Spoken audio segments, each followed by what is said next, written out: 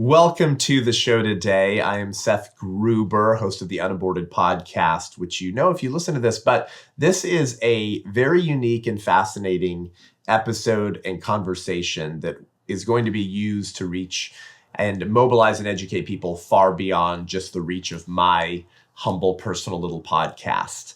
We are sitting down today with two incredible people, one of whom you have heard on this show before, Audrey Werner of the Matthew 18 group that does wonderful work explaining the occult, humanist, progressive roots of what brought us our pornographic culture, the sexual chaos that has ensued from the sexual revolution, and the radical dogmatic commitment of revolutionaries to comprehensive sexuality education, or CSE, which is basically just a way to sexualize children and expose them to any and all forms of sexual activity at the earliest of ages.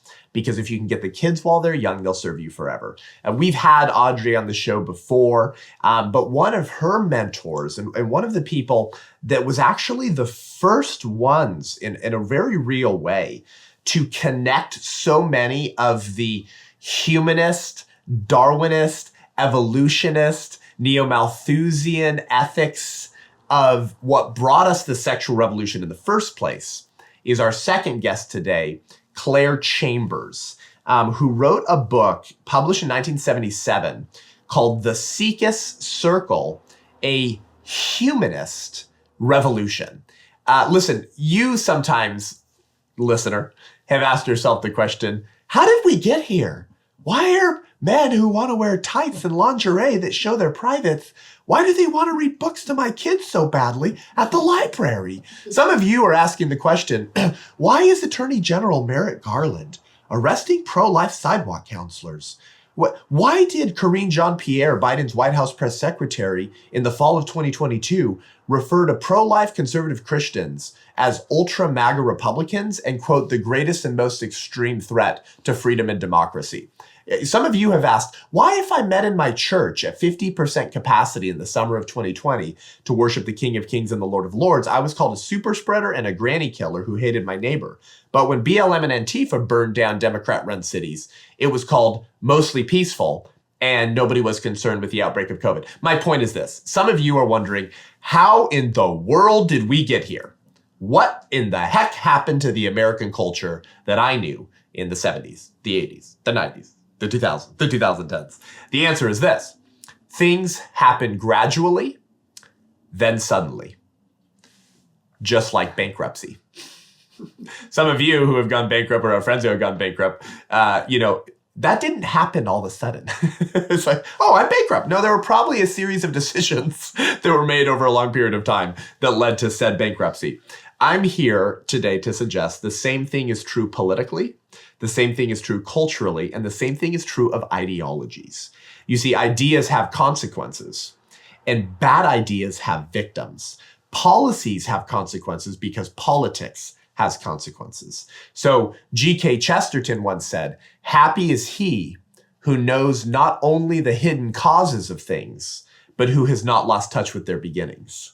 In other words, happy is he who knows how we got here. Happy is he who can trace the thread of ideas back to foundations that birthed certain ideologies and movements.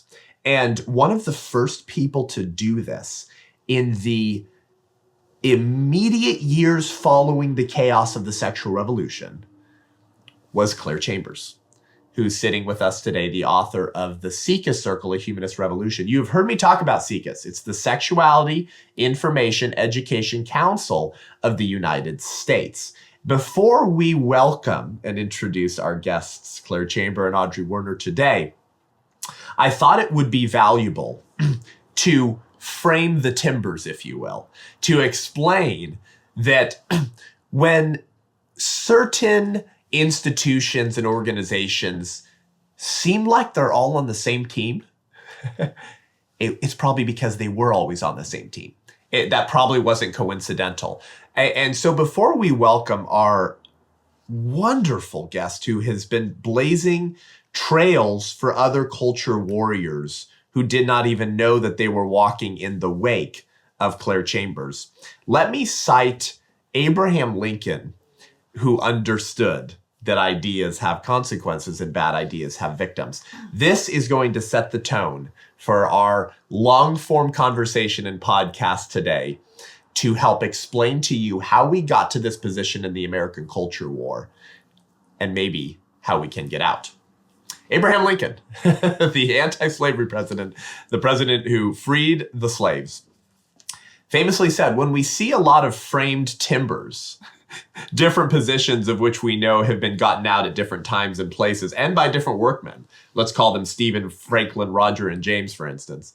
And when we see these timbers joined together and we see that they exactly make the frame of a house or a mill, all the tenons and mortises exactly fitting, and all the lengths and proportions of different pieces exactly adapted to their respective places, and not a piece too many or too few.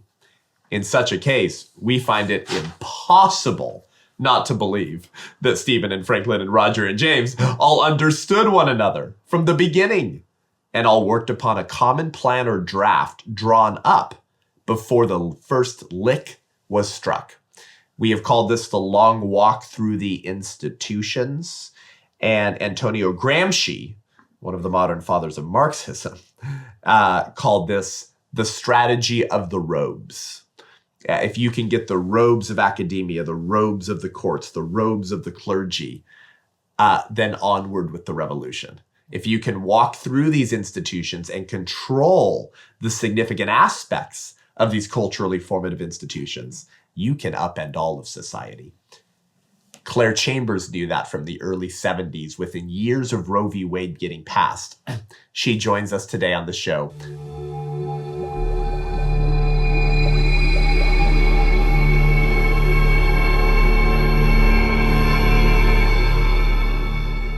Claire, welcome to the show today.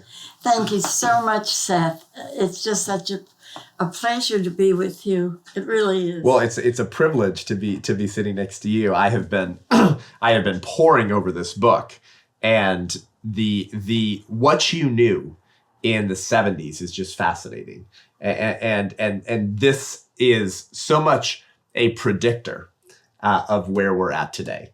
And when you understand that bad seed yields a bitter harvest, to quote the Holy Scriptures, Absolutely. Then we understand how we got here. And you were more detailing those bad seeds than anyone else I'm aware of in the 70s. And here we are in 2023, and we're eating and we're going, this is a bitter, bitter harvest.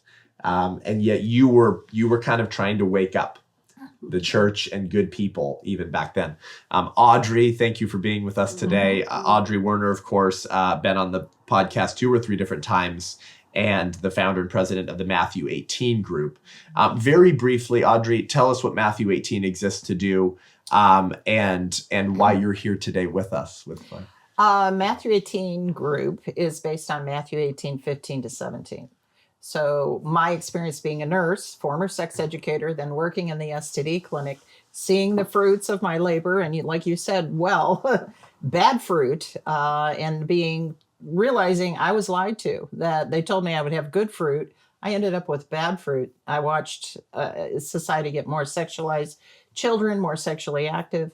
So I started to do research, and one of the people I came across was Claire, and her book was very valuable for me. We've talked about other mentors the Lord has given me, incredible people, all people that have a knowledge and fear of the Lord. Yeah. And so I have been very blessed. So my focus in the beginning was to wake up the church. I thought, wow, if we've morally shifted, and it was based on this fraudulent criminal things from Alfred Kinsey, then certainly we need to purge that from the church, and we need to move back to God's word and God's word alone.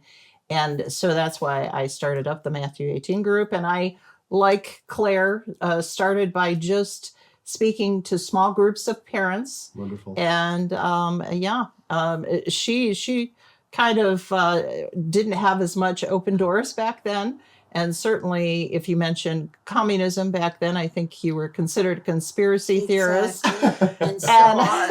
Yeah. And today we have legislators that are openly communist. So it's no longer conspiracy theory. Yeah, this is facts. This is, as you well said, this is why we are where we are today. Yeah. So Claire, as we move over to you now, and we're going to have notes and books here because the purpose of this long form discussion and interview today is to channel our inner honest Abe Yes. and frame the timbers. Yes. There are a lot of timbers that need to be identified for us to start recognizing how deeply these early revolutionaries, well, I guess really the early revolutionaries go back to Darwin and Thomas Malthus, but some of the disciples in the 20th century of those early revolutionaries were cooperating and communicating at a level that I don't think most American Christians understand. They were all on the same team. They may have had different battlefronts, but all their colonels were communicating on walkie-talkies, if you will. Yes. They all understood one another from the beginning before the first lick or draft was drawn up. Exactly. And they worked upon that common blueprint. What originally happened in your heart and in your life, Claire, in the 70s that caused you to go, oh my goodness, someone needs to start explaining and identifying this humanist revolution, its goals, its creeds, and its high priests, and their goal of upending society. What was happening in you? What led you to do the amount of research you did? As what I said in the introduction to people, I think the first major attempt, author and book, to connect all the pieces at such an early stage. Well, first of all, maybe what we haven't mentioned yet is that I did have a co-author. Together we make Claire Chambers.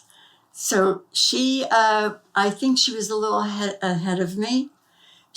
I got to know her through her husband's job. I happened to work for the same company. And we became very good friends. And she really was the one that said, things aren't so good.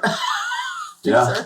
So we became friends, and I sort of drew on a circle of conservatives, people from different organizations eventually. But when it came to sex education, she said, how do you feel about that? I said, what's wrong with that?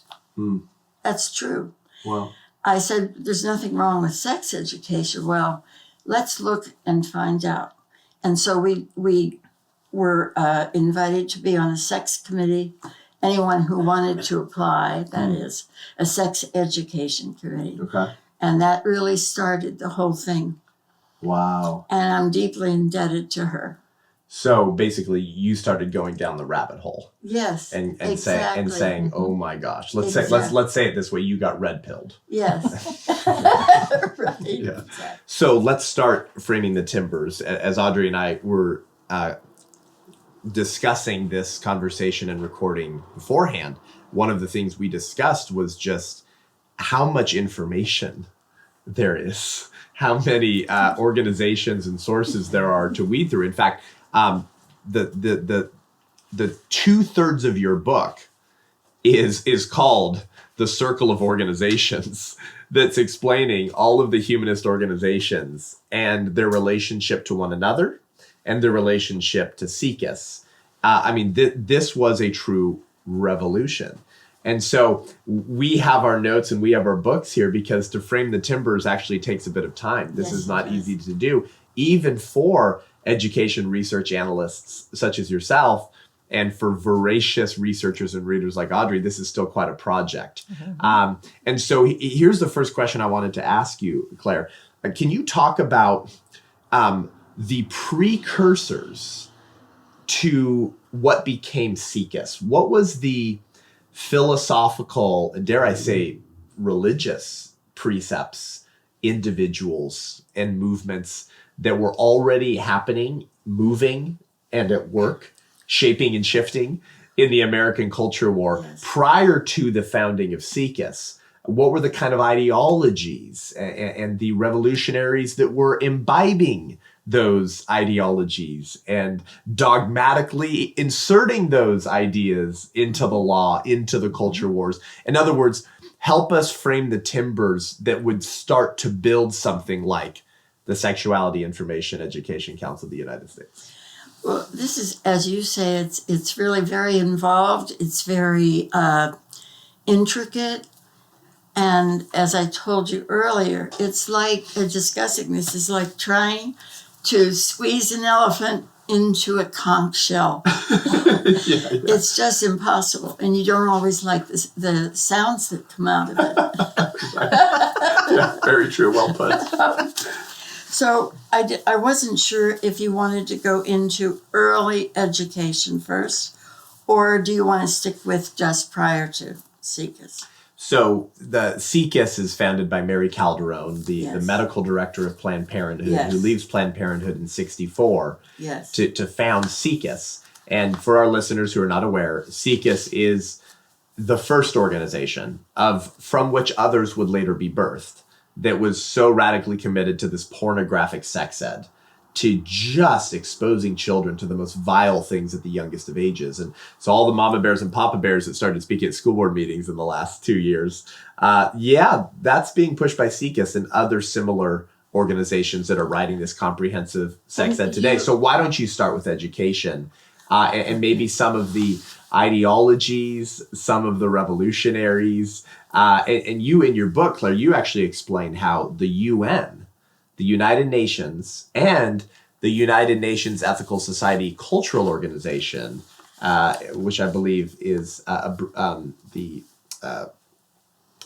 described as UNESCO, UNESCO, the United Nations Ethical Society Cultural Organization. You make the point in your book that actually the beginnings of what would become SIECUS were already working through the United Nations. So wherever you'd like to go, help our listeners understand what was going on that would lead to the founding of such a wicked organization whose founders and board members and directors were all functioning off of Marxist principles, humanist principles, evolutionary principles, and ultimately, I think what we have to understand, Claire, as a proxy war attack against Christianity. Absolutely. I think it's important to sort of understand that during our revolution, the American Revolution, it was the pastors, the churches, where the revolutionaries met, and and from the very beginning, we have always had that. We're actually a Judeo-Christian nation, Right. and have been defined so by the U.S. Supreme Court. But let's try maybe in the early 1900s, where Planned Parenthood founder Margaret Sanger was very busy on a long crusade with the extremists of her day. And it's been described in the Humanist,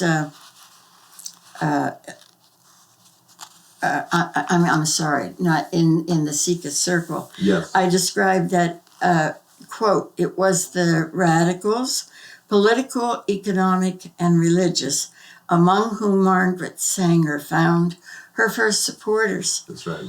And she herself was one of them. Her father, Matthew Higgins, was a socialist and the so-called village atheist of Corning, New York. And explaining the religious persuasion of Margaret Sanger herself, I quote, the word humanism in its present religio-scientific meaning was not then current, but call it free thought or rationalism or secularism. It remained Margaret Sanger's creed. The first paper that she founded and edited was called The Woman Rebel, and its masthead bore the motto, No gods, no masters. So we're off to a good start with that. Author George Grant has explained He's a friend of mine, by the way. And Is he really? I had him on the podcast last fall, and Oh, he's a worldwide expert on the life of Sanger. he wrote a So- marvelous book called Grand Delusions, That's right. as I recall. So go ahead. So in Grand Delusions, George Grant says, Planned Parenthood-style sex education is shocking. It seems to be designed to break down sexual inhibitions, invalidate sexual taboos, and undermine sexual values. It is almost as if it purposely betrays parental and community trust, inciting youngsters to an emotional and sensual frenzy. Planned Parenthood sex education programs and materials are brazenly perverse. They are frequently accentuated with crudely obscene four-letter words and illustrated by explicitly obscene nudity. They openly endorse aberrant behavior, homosexuality, masturbation, fornication, incest, and even bestiality, sex with animals. Yeah. And then they describe that behavior in excruciating details. Now, a leading luminary of Planned Parenthood, it so happens, was Dr. Mary Calderon. In fact, she was with Planned Parenthood as I believe an executive director, and she was a physician, of course, and she served with them for 11 years immediately to founding SIECUS. That's right. Yeah. So she was ready. She was ready. Now, Claire, one of the interesting aspects and observations that you make in your book was how tied in the United Nations was with so much of the rot that was spawned out of the sexual revolution and the chaos that ensued. But you actually talk about a United Nations ethical societal cultural organization sponsored event in 1964 called the International Symposium on Health Education, Sex Education, and Education for Home and Family Living. It's a heck of a title. And you make the observation that Mary Calderon was at this international symposium. I believe it was in Sweden.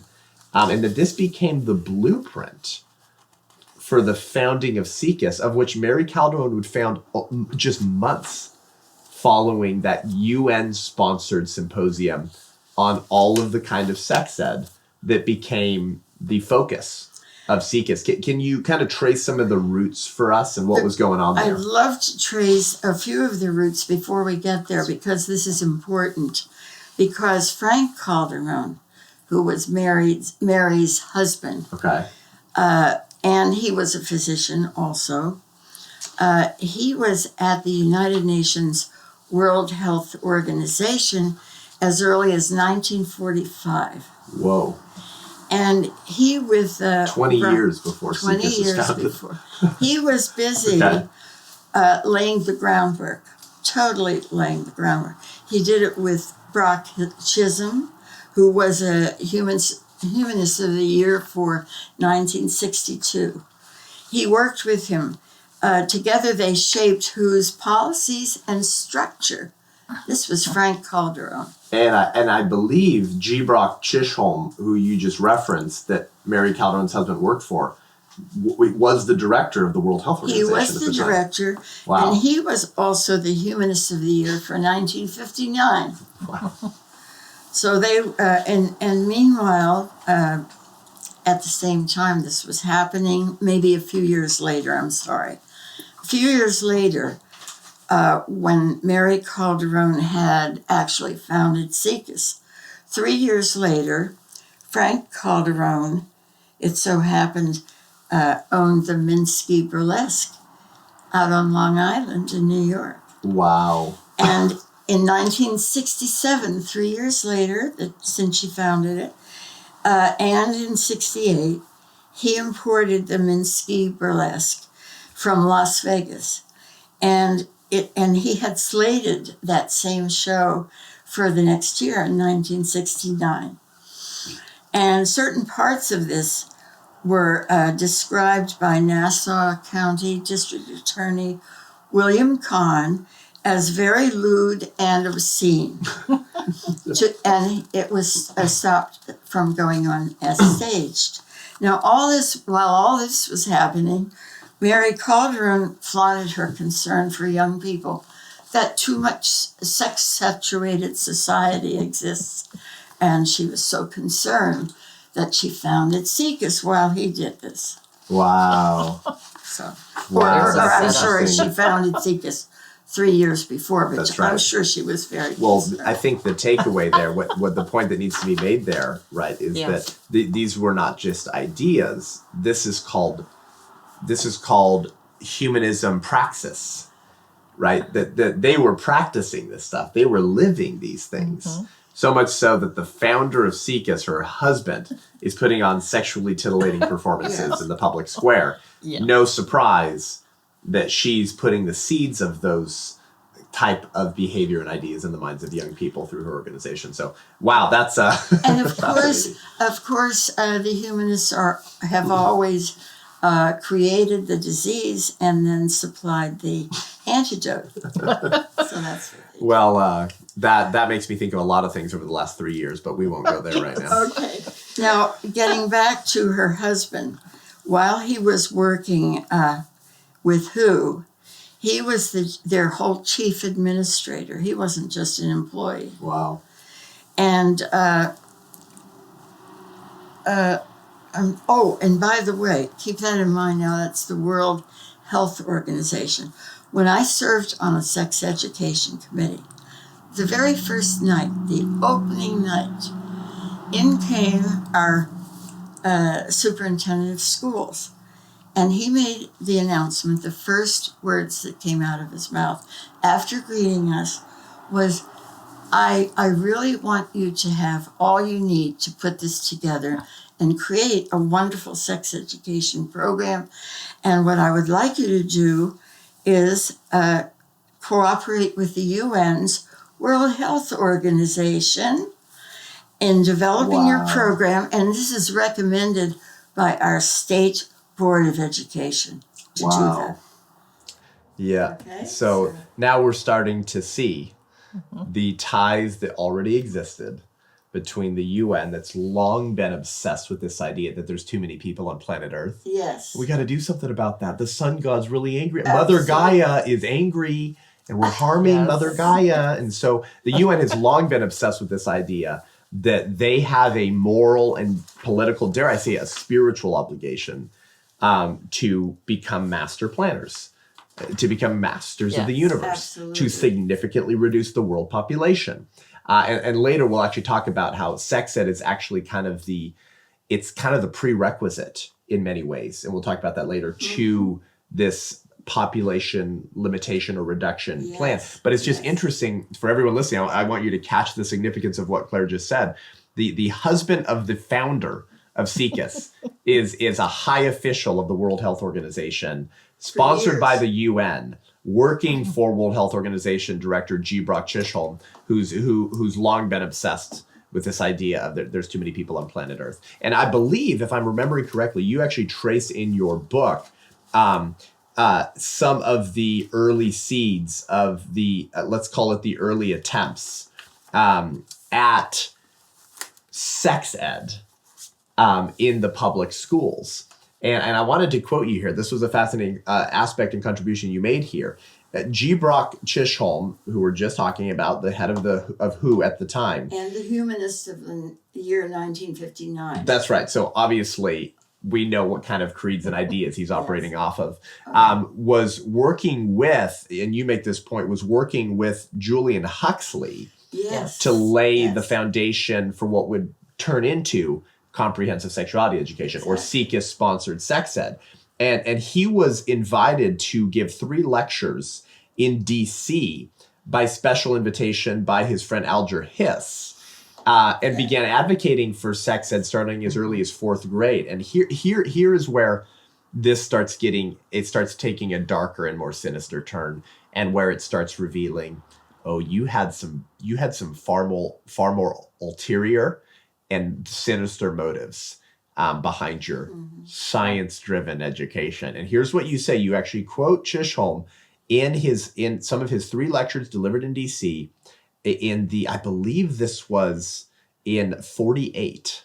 That sounds about right. And he talks about the importance of eliminating, quote, the way of the elders. Yes. The way of the elders. Isn't that interesting? And the necessity upon insisting on, quote, the eradication of the concept of right and wrong. The eradication of the concept of right and wrong, Claire, is what G. Brock Chisholm said in his sponsored, invited by Alger Hiss 1948 DC lectures, 48, 58, 60, 16 years before SIECUS is founded. Yes. So there's a concept in your book called situation ethics. Yes. The architect and father of whom is named Joseph Fletcher. I think we might need to talk about that because there are deeper worldview premises at work here that we need to understand. Why in the world would the director of the World Health Organization say, in talking about sex ed, that it's important to eradicate the concept of right and wrong? Yes. Can you guys start explaining what are some of the worldview premises at work that would lead to such ludicrous statements and praxis? Well, and we were talking about this earlier, but the setup of, law means fixed. And as you said, America is a Christian nation, but we're not a Christian nation because we have more churches or more Christians. We're a Christian nation because our laws and our government were founded on the principles of the Old and New Testament. And by the way, I love the course Biblical Citizenship, which is teaching Christians and churches now about our foundations. Rick Green's a good friend. Yes, He's doing great work. Yes, he's doing a great job. And David Barden. And but it was so God's law. It was based on God's law, which was the common law, and that was fixed. And I think for those on the other side, they were frustrated because God's law never changes. A law means fixed in every language. Right. So you have the Darwin concept brought into the universities in the late 1800s, especially in the law schools. And so now you're teaching that where man is evolving. Well, if man's evolving, then law needs to evolve. And so a situational ethics, which might be right for you morally, might not be right for someone else. So we need to move away from God's law. So that's where the shift came. And they needed the science and the social science. And that's why the legal system starts to change. And you start to see the call for getting rid of the common law and drafting some kind of new law, which becomes the model penal code. Right. In the sex offense section, and they need the social science behind it. So the wealthy elite are funding the American Law Institute is founded in 1923, which is the educational arm of the American Bar Association, and then UNESCO at the UN is the educational arm of the UN. And so you have to go out and educate people, leaders, in this new idea of shifting law and getting rid of, in the legal system, we have to get rid of the common law and we have to bring in a model penal code. And they needed the social science behind it. And that's where Alfred Kinsey, his science was used. So he was funded by the Rockefeller Foundation and the National Institute for Health. Right. And yes, and Hugh Hefner later funded SIECUS, but worked. He was a disciple of Hugh Hefner's. Yeah. So and we're going to dive into exactly what was the bunk science behind all of that led to the founding of the Institute for Sex Research, later renamed the Kinsey Institute. But the point I wanted to make, and that I wanted you guys to help build out for our listeners, is that these people were simply using sex ed as a tool to be wielded for far more sinister political revolutionary goals. It's changing a nation. And so, Claire, you quote Thomas Altizer, the contemporary leader of the Death of God movement, who was not a name I was familiar with, and I was doing some research on him. he was a pretty significant author, individual, and revolutionary, founder of the Death of God movement. And you quote him at the end of your chapter 2 here. Could you spell his last name? Altizer. Althusser. Oh, Thomas yes, okay, Althusser. thank you. And here's how he put it, just so as we're framing the timbers to understand that this was a relativistic, no gods and no masters, to quote Margaret Sanger, revolution. And he said, once God has ceased to exist in human experience as the omnipotent and numinous Lord, there perishes with him every moral imperative addressed to man from a beyond, and humanity ceases to be imprisoned by an obedience to an external will or authority. And you hear a lot of these revolutionaries say things like this. This comes out a lot in Lester Kirkendall's writing, who you're going to touch on in a little bit. Yes. This comes out in some of the writings from, many of the board members of SIECUS, was their disdain for the Christian ethic. And to piggyback off of what was Audrey was saying, right? They use science, loosely defined, to add a layer of intellectual credibility to what they're doing. But they seem to only cite their other revolutionary friends and never cite or observe the science from people on the other side of the aisle. Exactly. Which is interesting. And they love to flaunt all of their titles to each other to make sure everyone understands. We want to get to that UNESCO-sponsored symposium, but I wonder if first, we didn't really adequately explain situation ethics, and I think Audrey can explain that a little more. Well, like I said earlier about what is morally right for you may not be morally right. And I was thinking about when we were talking about the UN, they also push for the sexual rights of the child, that the child should be able to decide. And you're starting to see in the sex ed circles and the committees, the word consent is now in sex education committees. Now we're going to teach children, how do you consent? And not telling them anything's morally right or wrong. You can consent when you're a young child, or you can consent when you're married, but or you're on a date or whatever. It's situational ethics. If I could paraphrase Joseph Fletcher's situational ethics for the layperson, if it feels good, do it. Exactly. That seems to be the premise of situation ethics. Exactly. Is that an act is not right or wrong in the nature of the act itself. Right. An act is only right or wrong to the degree that it brings pleasure and joy or pain and destruction. So if you enjoy it, then it actually cannot be morally wrong. Exactly. And so that's why consent becomes one of the linchpins of the sexual revolution. They only gauge a moral act and an immoral act based off of whether consent was obtained or not. Exactly. And so this is actually very important for everyone listening. You need to start understanding now why there's always been this push to argue that children have the mental advancement and development to consent. Because then, if they consent to an adult-child relationship, if they consent to have their genitals chopped off because the boy thinks he's a girl, then it's not morally and the parent doesn't want them to, then the child should be removed from the home. There are Democrats in America pushing similar legislation. There's a bill right now in California that's pushing this rights of the child stuff. So I know you wanted to get to some of the push from these demonic revolutionaries who thought that children had sexual rights. But maybe before we dive into that, can you start going back to these early gatherings of UN would-be revolutionaries, such as this symposium sponsored by UNESCO that led to the founding of SIECUS? Yes, What did you want to contribute there? It very, very definitely did. Okay, I think if I may.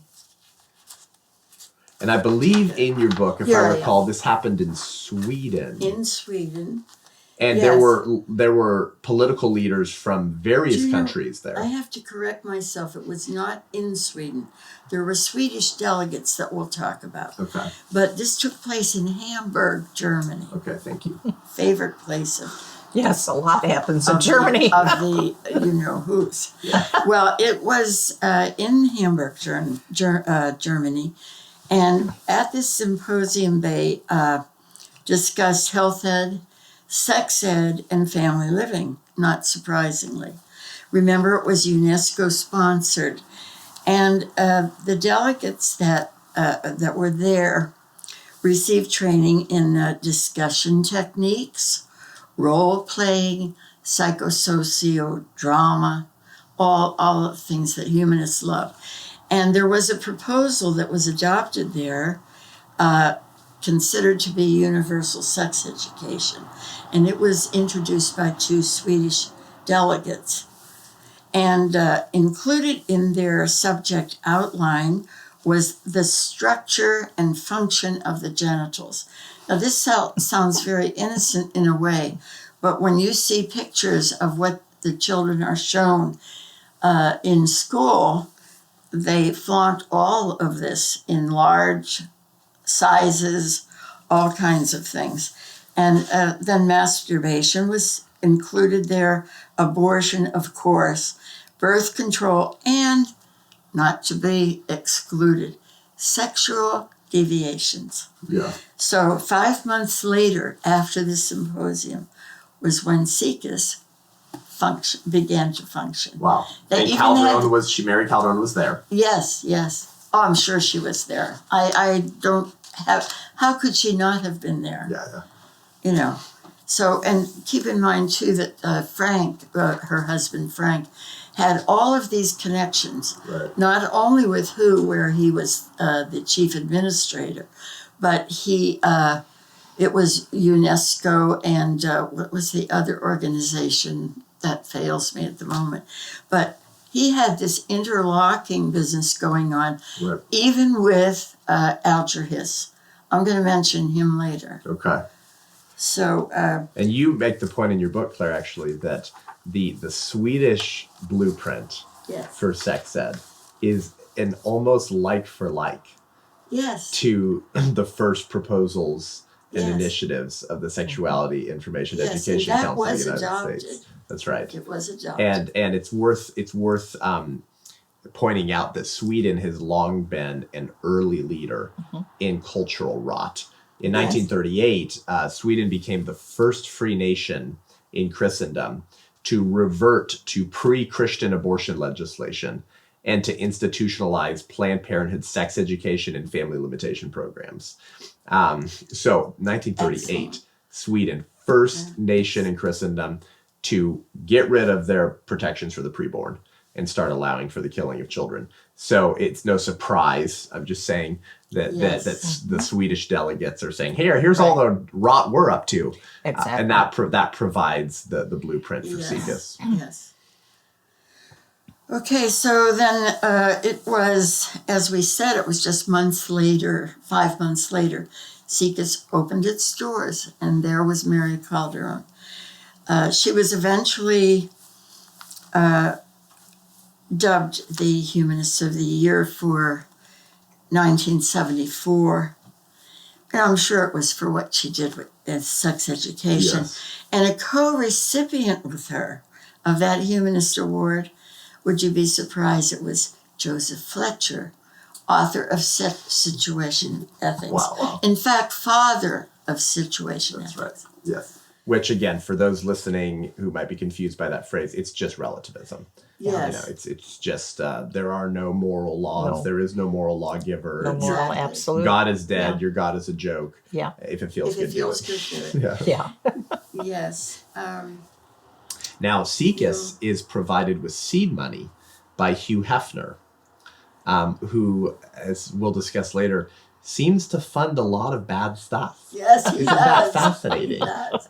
He Yes. did, the late. Yeah, and actually, I was going to bring this up later, but since we just brought him up, I believe that Hugh Hefner once told Alfred Kinsey that he wanted to be his pamphleteer. Max Lerner said that Kinsey was the researcher and Hugh Hefner was the pamphleteer. Yeah. And Playboy magazine was, the first issue came out in 1953, and that was the year that Kinsey's Sexual Behavior in the Human Female came out. Wow. So again, this is the timber is being laid for this well thought out plan. Absolutely. And so as Kinsey was going to the to the academic elite, he is meeting with the lawmakers. Then Hefner brought Playboy to the college students, the men, who then shifted from being protectors and providers to playboys. Yeah. And then the women were shifted to playgirls. Yeah, and we're gonna get to Kinsey in just one second because he deserves a full treatment. Amen. Yes, we need to. But he before we through get to Kinsey, that, because he becomes one of the linchpins, if you will, of the entire sexual chaos revolution. We need to talk about sensitivity training. So the early SIECUS study guides seem to be the precursor to what would become the more formalized praxis or liturgy, if you will, of sensitivity training. I refer, Claire, to sensitivity training as the liturgical arm of the religion of humanism. Thank you. And I'm sure you'd agree. Yes, absolutely. But I think what very few people understand, Claire, is what sensitivity training is and how long it's been being used by the humanist revolutionaries in our schools. Can you help, especially parents and Christian leaders, understand this humanist liturgy? How do we understand sensitivity training, and how was that kind of, I guess, the application and the praxis in the schools of the kind of common presuppositional ideas that SIECUS was absorbing about the sexual rights of the child, that there's no sexual act that's taboo or wrong, situation ethics, if it feels good, do it. Christianity, it's so repressive, and it's holding people back from their true human potential because there are no gods and no masters. And so, to quote Margaret Sanger, through sex, mankind may attain that great spiritual illumination which will transform the world and light up the only path to an earthly paradise, end quote. So if that's true, then why not titillate the kids? Why not sexualize them if that's the only path to an earthly paradise? So my understanding is that sensitivity training was just the liturgical application of those ideas. But can you help us understand sensitivity training? Yeah, and that came from, and we were just talking about this, that we are not Pulitzer Prize winning journalists. We're not expert, we're not lawyers. We're moms, and a lot of the time we did our research when we were stay-at-home moms and we read the books. And so one of the organizations that I came across was RSVP America, which is Restoring Social Virtue and Purity to America.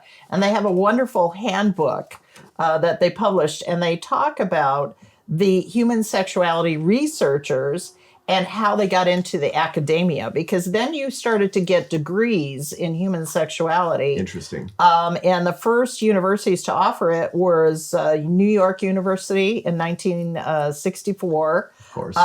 The Institute for, I believe it was Sexual Health. It was at the University of San Francisco in 1968, and then the University of Pennsylvania in 1978. So they had developed something called the Sexual Attitude Restructuring in 1971. Wow, yes. And then you could get coursework in erotic massage, self-massage, sex education, course design, and implementation, sex surrogate use and therapy, fantasy, masturbation, forensic sexology. So they trained the educators. So the point was that they trained the college students who then became the educators that trained the students. That's right.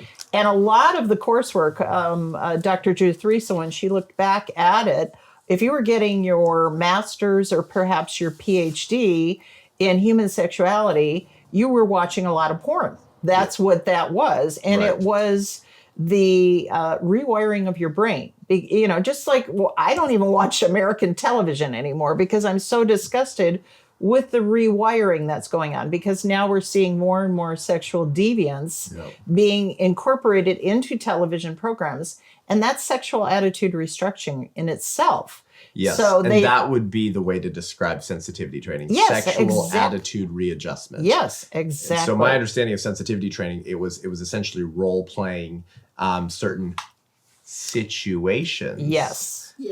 To absolve children of any ethical duties they might have in said situations. Yes. To borrow a phrase from Joseph Fletcher, right? That my understanding of sensitivity training is to arrange these thought experiments and role playing of conversations and sexual situations in the classroom as part of science and part of you're the restructuring the students' attitudes. Yeah, so if they're in a Christian home where they're getting biblical values, they go to school and then you are, you're reprogrammed. Your brain is reprogrammed. Yeah, and so we are getting we're getting closer and closer to Kinsey without saying it. Yes, because a lot of the ideas that would drive someone to do something like that are ideas that came from, more so than anyone else, Alfred Kinsey. But you say in your book here, Claire, to quote your brilliant research project here once again, which if you can find this book used anywhere, guys, I think I spent $100 on this used on Amazon. It's hard to find. The SIECUS Circle, a Humanist Revolution. You say regarding sensitivity training that there was a spring 1969 special advisory committee of the State Board of Education in California that did a thorough investigation on the subject of sensitivity training. Mm-hmm. And you quote the results of that special committee investigation from the State Board of California in 1969, so 5 years after the founding of SIECUS. And here's how you cite their conclusion. Sensitivity training is being used by those who are in fact aligned with revolutionary groups acting contrary to public policy. That is, they intend to use the schools to destroy American culture and traditions. Yes.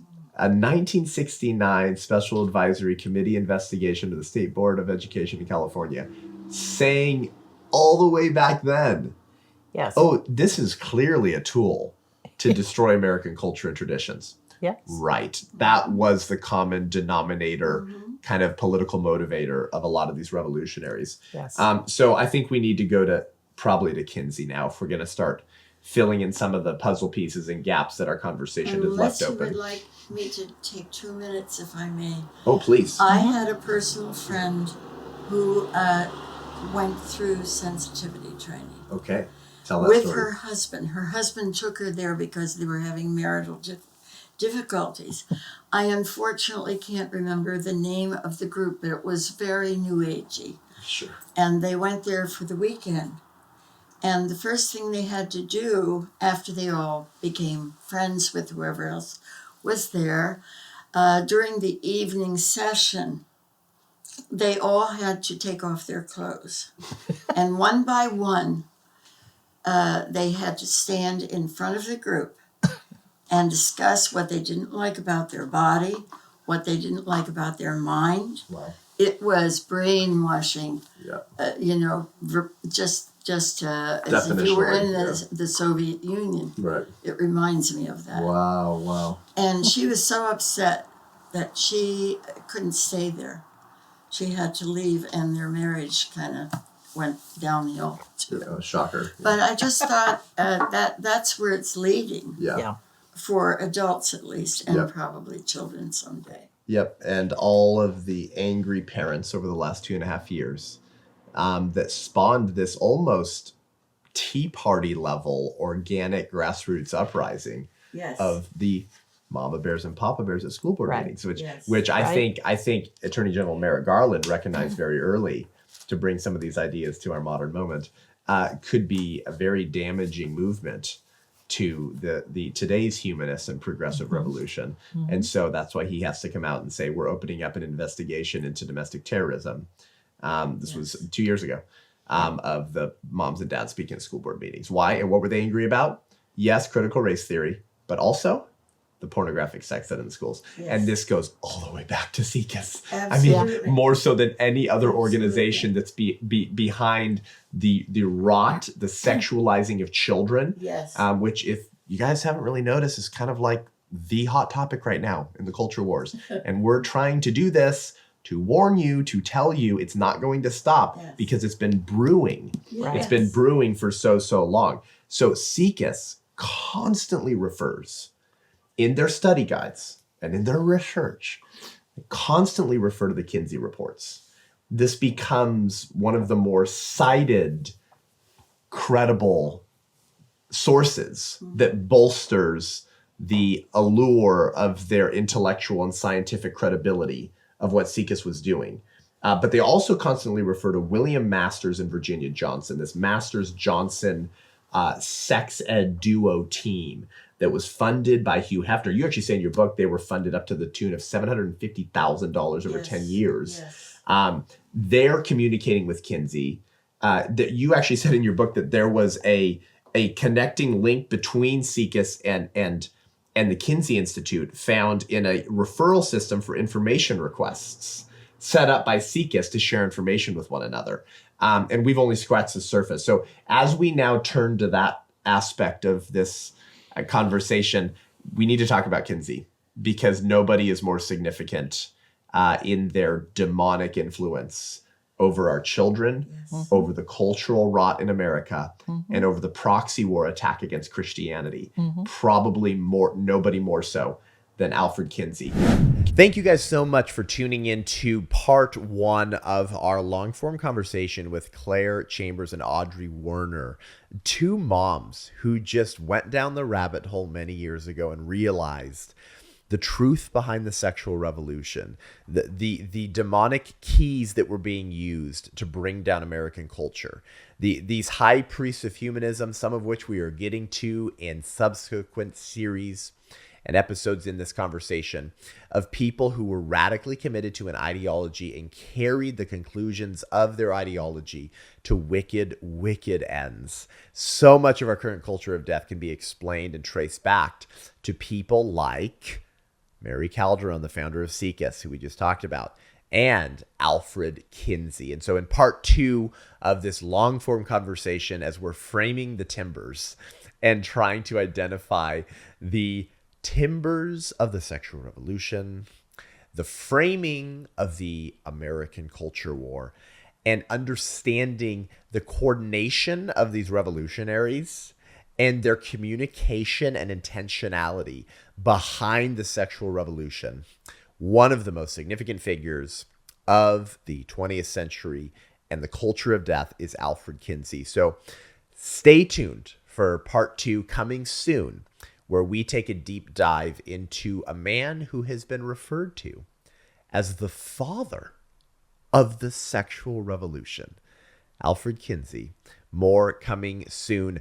Please share this episode widely with your friends, family members, and coworkers. And for goodness sakes, our pastors, your elders, the church, who is suffering under the prophecy of Hosea 4:6, that my people, says the Lord, are being destroyed for lack of knowledge. We're trying to make sure that the 21st century church in America is not destroyed for lack of knowledge. So we're going to go back. We're going to trace the ideas. We're going to frame the timbers. This is just the beginning of a 4-part series with Claire Chambers and Audrey Werner, 2 amazing culture warrior women who knew a lot of this stuff for a long time. And now we're bringing them to you to wake American culture up, and most importantly, the church, before it's too late. Stay tuned for the next episode. Until then, I'm Seth Gruber, and this is Unaborted.